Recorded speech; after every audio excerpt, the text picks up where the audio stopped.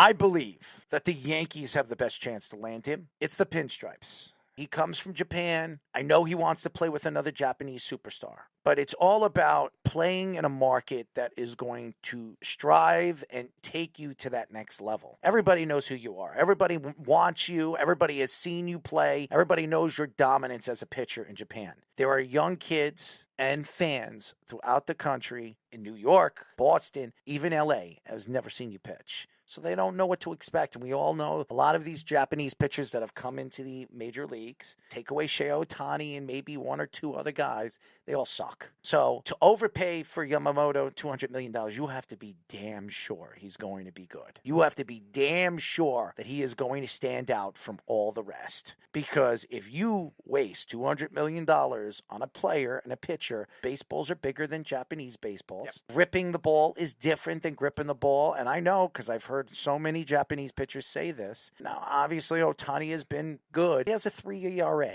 in the major leagues. It's not like he has a Justin Verlander ERA, dominant for 5 years. He doesn't have that. He's a great pitcher who's a great power hitter. Yamamoto is a great pitcher. He doesn't hit. I'm interested to see what he's going to get paid. I do believe that the Yankees, even though they're not the number one team to get him, the Mets are, I think the Yankees are going to sneak onto everybody and grab him. I think that's the guy the Yankees have been gunning for. And I think when usually you hear the Yankees name being mentioned in conversation for a player that they're gunning for, they usually win them. So. Yeah, it's interesting because it goes against what the Yankees have done in the past in terms of getting these long-term contracts. Mm-hmm. And same kind of thing with the Mets now coming in with David Stearns. Not that the Mets wouldn't sign him for a long-term deal, but David Stearns, that was not his approach with the Brewers. So it's interesting to see if one of those teams will be able to deviate from that kind of trend. Now, the Yankees and the Mets both need pitching depth. That's the dilemma here. You want to get this young star, 25 years old, 7-year contracts that he's going to want, but at the same time, what happens if he gets hurt? What happens if, like you said, he's a streaky Japanese pitcher? He's great the first year, and then, like you said, has that sophomore slump, and same kind of thing with Senga now. Is Senga going to be that guy? And is that what you want to build your pitching staff on is another thing.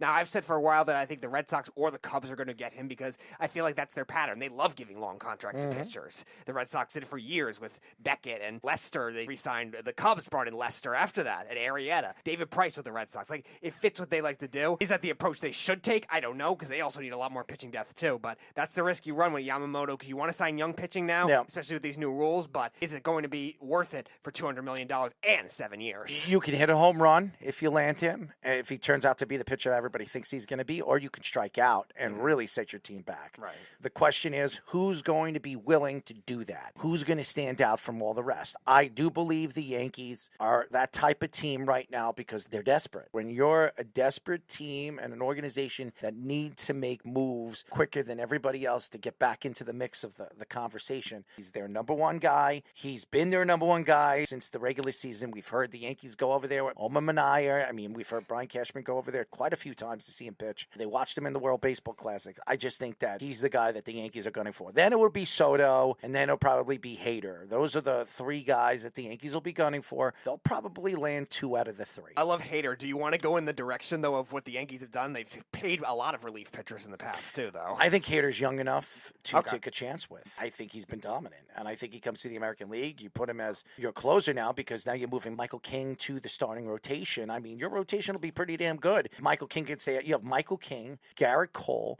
you bring Yamamoto in, and then you have Rodon. I mean, that's the best rotation in baseball. And Cortez, you have Nestor Cortez, too. Yeah, you gotta hope Rodon comes back healthy nicely. I think he will, too. I think he is. I can't wait until he comes back and he has a great season so I could shove it down people's throats. Everybody, because I know what Rodon is. I think everybody that knows anything about pitching knows how dominant that left-hander is. He wasn't healthy this year, and I think it's going to change. I think you're going to see a different Rodon this year in Yankee Stadium. So don't be surprised if Rodon starts the season 5-0 with a 1.76 ERA and a whip close to 1. And he will lead every single lefty in strikeouts this year. Mark my words. I'm telling you right now, I hope everybody's hearing this because I am going to put it on my trophy, all the different trophies that I have been right about, and I'm going to tell you to go shove it right where the sun doesn't shine.